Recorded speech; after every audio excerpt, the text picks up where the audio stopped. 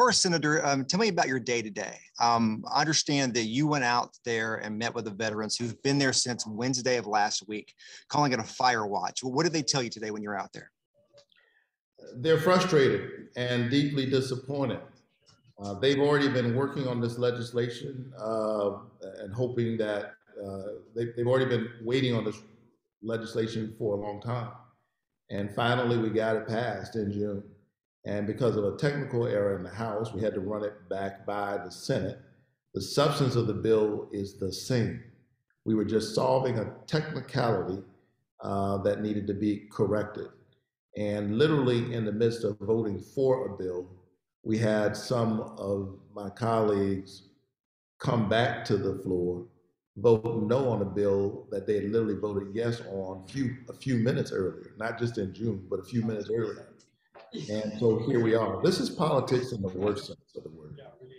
And it's what happens when politicians are focused on themselves and on the internal game that they're playing, focused on their own political self-preservation rather than standing up for the people that they were sent here to serve. Our soldiers go to the places we send them. They fight for us. They shouldn't have to fight with us to get the benefits they deserve. Clarify what you just said.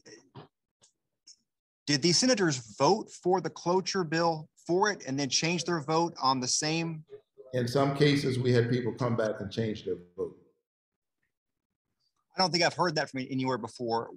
You were there that night. What was that like to go through?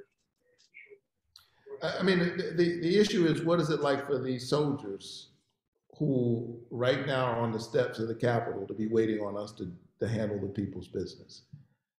Here's what I'm going to do. I'm going to keep standing up for them. They shouldn't have this added stress on top of the conditions. I'll tell you, I met folks out there and I talked to soldiers and service members and veterans all the time. I talked to a woman whose husband died as a result of sickness that he experienced in the Afghanistan conflict. And it was striking to me because he was around my age, just a little bit older than me. A lot of these soldiers are a lot younger than me, of course.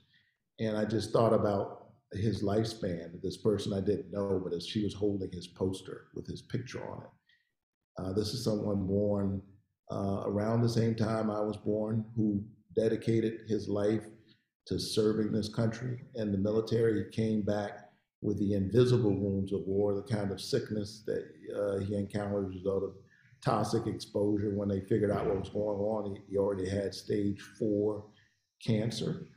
And there are other soldiers now who are dealing with these various conditions. They don't have time to wait on Congress to play political games. Pass the bill. I know you're tight on time, so last question here. Just tell me what happens now. I know there's supposed to be another vote sometime this week. Do you know when that's happening? Do you feel like that the ones who voted against it will change their plans at this point? What do you know and what are you hearing? I'm hearing that there may be votes coming as early as tonight. So I hope we'll get this done.